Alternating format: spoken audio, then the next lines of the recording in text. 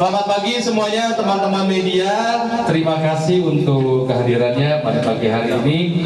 Lama kita tak jumpa gara-gara si corona ya. Oke, terima kasih untuk kehadirannya. Di sini banyak teman-teman lama juga ya. Ada Bang Amir ya, ada Kak Sukma gitu ya. Semuanya Mbak Nini gitu ya.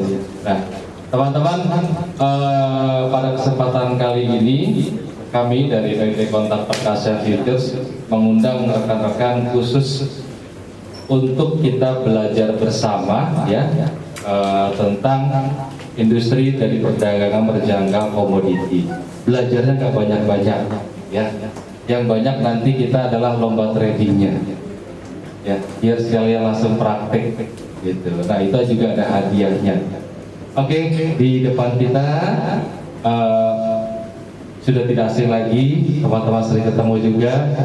Ada Bapak Stefanus Paulus Lumintan, Direktur Utama PT Bursa Berjangka Jakarta atau Jakarta Futures Exchange. Lalu kemudian ada pimpinan cabang dari PT Kontak Perkasa Futures Makassar, Ibu Sri Mulyanti. Selamat pagi Ibu. Oke. Nah, mungkin untuk teman-teman baru pertama kali ketemu dengan Ibu Yanti panggilannya ya, gitu Ibu ya. Hati-hati Pak. Oke, kita lanjut. Oke, untuk yang pertama, sepanjang tahun 2020 kita tahu bahwa ada virus corona menerjang termasuk di Indonesia. Nah, tapi apakah teman-teman tahu bahwa di balik musibah tersebut ternyata ada salah satu industri yang mengalami pertumbuhan cukup tinggi, yaitu industri perdagangan berjangka komoditi. Ya, pertumbuhannya rata-rata di atas 20%. Gitu. Nah, kalau untuk bursa sendiri nanti Pak Paulus bisa menjelaskan lebih jauh. Nah, kira-kira apa sih yang menjadi pemicunya? Apa yang menjadi penyebabnya? Mengapa pada saat pandemi industri kita malah bertumbuh semakin tinggi, gitu, semakin melesat? Nah, tanpa berpanjang waktu lagi, saya persilakan mungkin Pak Paulus untuk menjelaskan lebih jauh. Terima kasih Pak.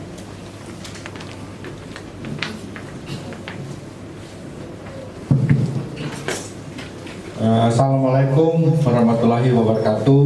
Waalaikumsalam. Selamat pagi semuanya. Selamat pagi Makassar. Pagi. Ibu Yanti, Kepala Cabang dari Kontak Perkasa Futures. Sebelum memulai acara ini, kebetulan hari ini tanggal 1, jadi masih tetap selamat tahun baru ya. Selamat tahun baru di bulan kedua. Ya, apa ya, kalau di Makassar saya tidak tahu. Kalau Jawa kan emas dan bak. Kalau naik saya tahu. Saya sebenarnya ini orang besar juga di Manado. Saya masih ada keluarga juga di Jalan Raja Bali.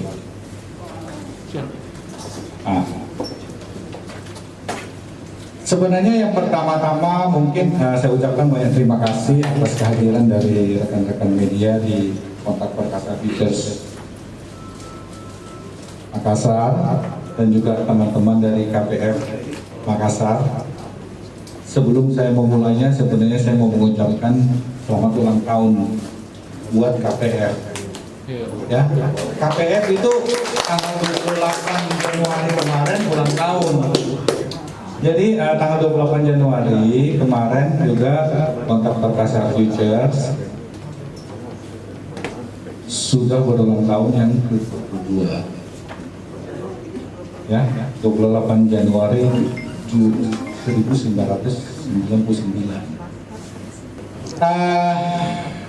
Teman-teman media semuanya dan teman-teman dari KPF, saya selaku Direktur Utama Bursa Berjangka Jakarta ingin menyampaikan bahwa ada beberapa hal yang perlu kita sampaikan dan kita luruskan serta bisa menjadi sebuah pedoman buat kita memperkenalkan perdagangan berjangka komoditi ini di Indonesia. Ya. Saya sebelumnya mengatakan bahwa Bursa Berjangka Jakarta itu adalah bursa berjangka pertama di Indonesia yang mengatur perdagangan berjangka komoditi di Indonesia, atau kita sebutnya PBK. Ya. Kita didirikan juga tahun 99 bulan Agustus, dan kita sudah beroperasi dari sejak tahun 2000. Ya, jadi kita ini sudah menginjak ke tahun 21 tahun beroperasi. Sebagai bursa berjangka pertama di Indonesia, tentunya naik dan turunnya industri hal yang biasa ya. Ada Kondro, ada Jalan Kote, ada Pisang Hijau, ada Palu Butung ya. Kalau ke Makassar kita mesti pikir itu. Nah, bursa berjangka Jakarta saat ini masih merupakan bursa berjangka terbesar di Indonesia. Meskipun di Indonesia sekarang sudah ada 2 bursa, ya dua bursa berjangka Jakarta, tapi kita berbeda. Kenapa? Kita ini didirikan atas dasar sebuah cita-cita untuk menjadi sebuah perusahaan yang fit and proper. Di mana bursa berjangka Jakarta adalah sebuah bursa yang mempunyai hak, diberikan hak oleh pemerintah untuk membuat regulasi tersendiri kepada anggota-anggotanya. Salah satu anggota kita yang sah dan legal itu adalah kalau di luar sana ada yang mengatakan bahwa ini tidak legal, berarti orangnya belum memahami dengan benar atas kedudukan industri ini seperti apa. Ya.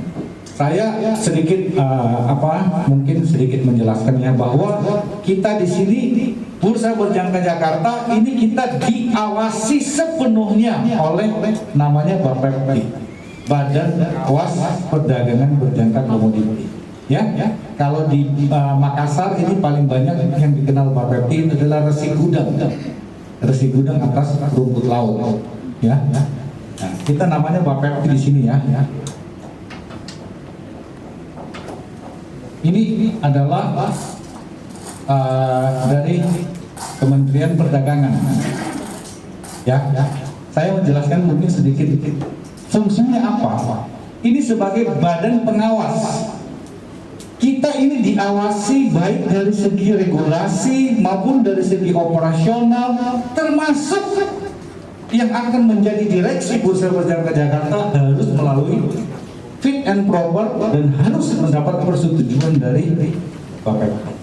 Kalau tidak disetujui oleh pemerintah, ini mewakili pemerintah, Kementerian Perdagangan, tidak bisa juga untuk menjabat sebagai direksi Bursa Berjangka. Ya, jadi mungkin dari teman-teman nanti ada yang mencalonkan dari bursa, direksi bursa terbuka untuk umum nanti tahun 2025 setelah saya nggak menjabat ya.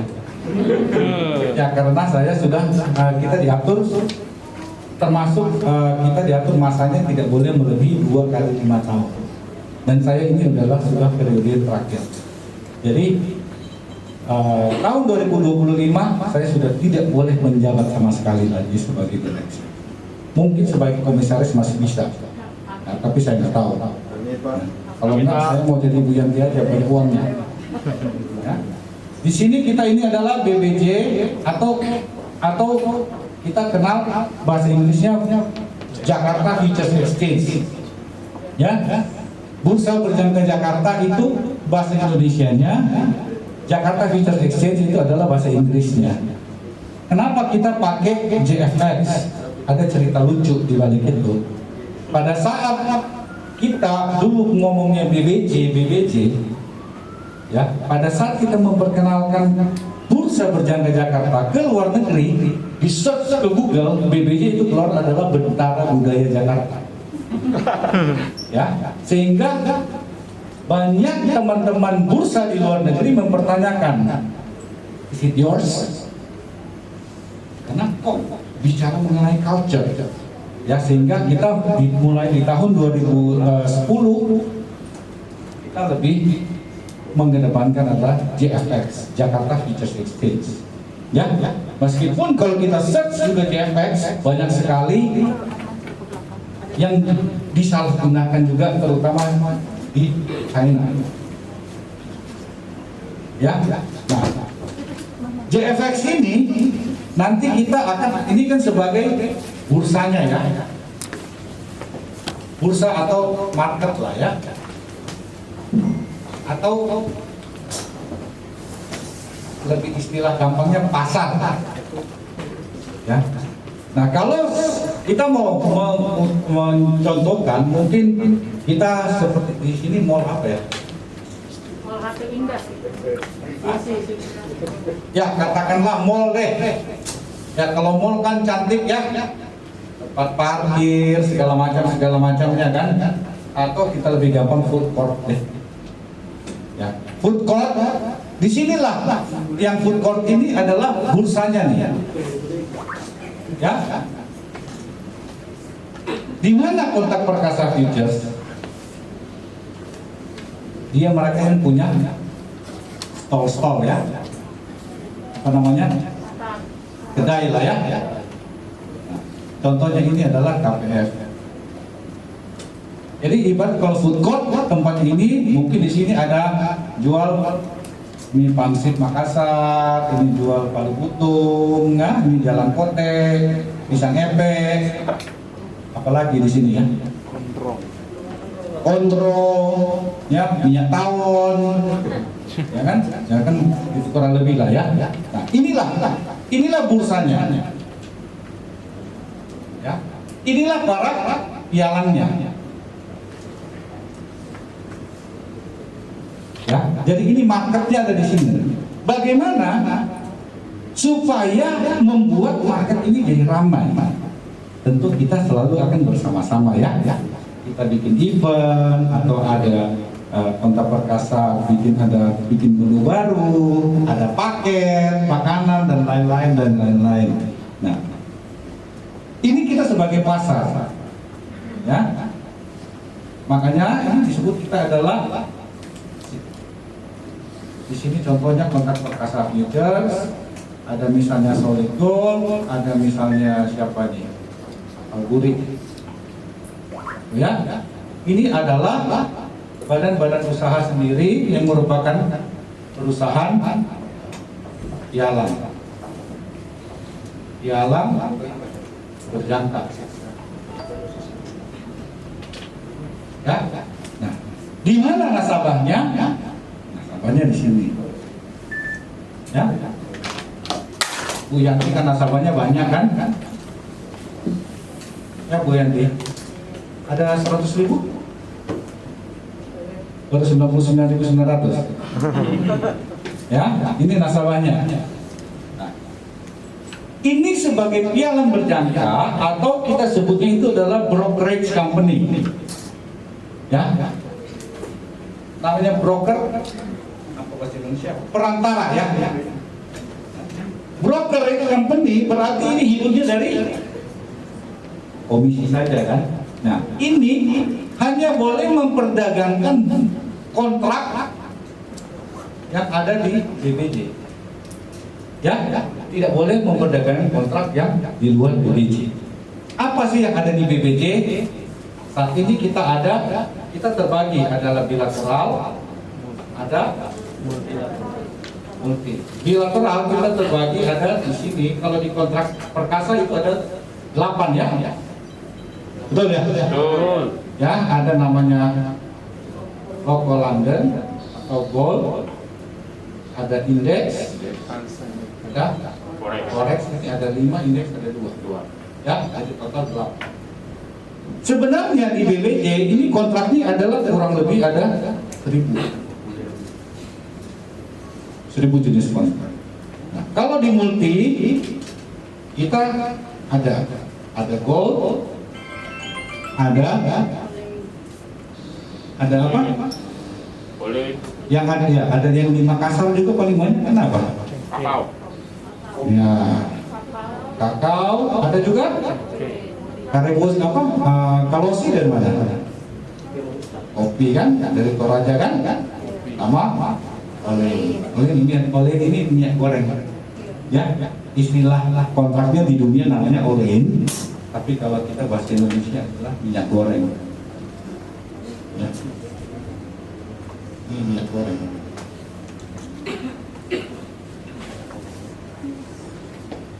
Kita perlu diingat ya, banyak sekali orang Jakarta itu kayaknya Makassar. Menjadi seorang kaya di Pulau Jawa, hasilnya juga dari Sulawesi. Salah satu orang yang paling kaya di Indonesia berasal dari awal bisnisnya dari Makassar siapa? Hah? Ya. Eka Cipta Wijaya. Ya kan?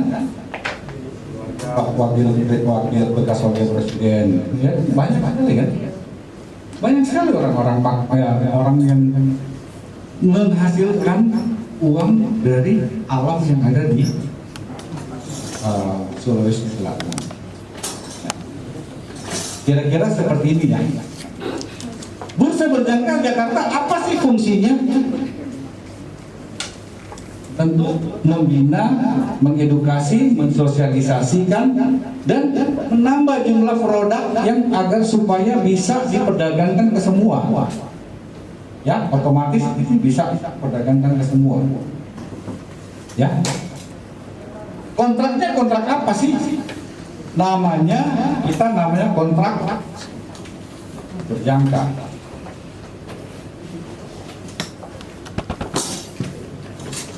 Ya, ini mungkin agak sedikit nggak cukup waktu sih kalau sebenarnya mau jelaskan seperti ini. Cuma saya akan hanya menjelaskan secara ringkas. Ya, bahwa fungsinya untuk apa? Ini akan jadi disebut ada 3 sebagai pembentukan harga,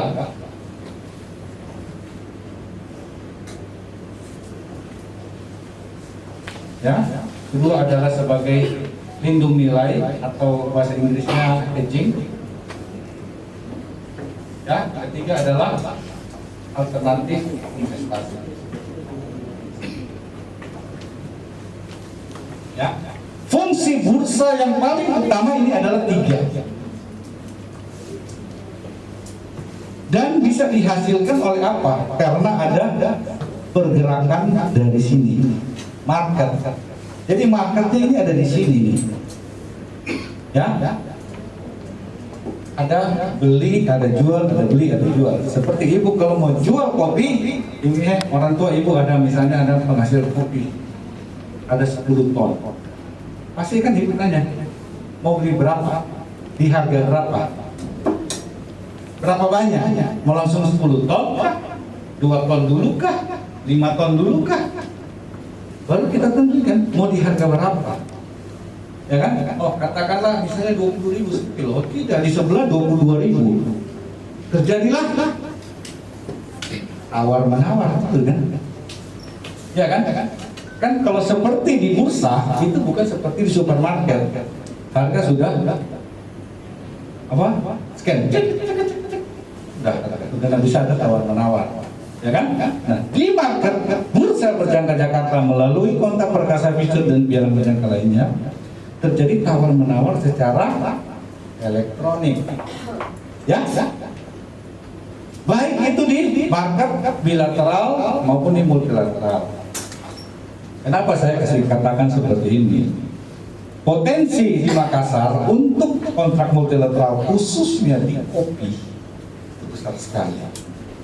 Terakhir kita pernah terjadi penyerahan fisik kontrak kakao di Makassar itu tahun 2012 pernah terjadi penyerahan fisik itu 20 ton di Makassar. Terakhir penyerahan fisik di BBJ sudah 9 tahun yang lalu terjadi di Makassar. Ya? Oke. Itu histori. Nah, sekarang apa sih fungsi dari kontrak perkasa futures? Pertama saya sudah katakan tadi bahwa kontrak perkasa futures adalah perusahaan pialang berjangka yang merupakan anggota Bursa Berjangka Jakarta dan sudah mendapat izin dari Bapepti. Jadi Kontak Perkasa Futures adalah perusahaan yang sah dan legal, ya, bukan perusahaan pialang yang kaleng-kaleng, bukan perusahaan pialang yang ilegal, bukan perusahaan pialang yang tidak sah. Ya, mungkin dari teman-teman bisa menyampaikan hal tersebut, bisa dilihat dari website kita juga di sini. Ya, kita punya website www.cfs.co.id.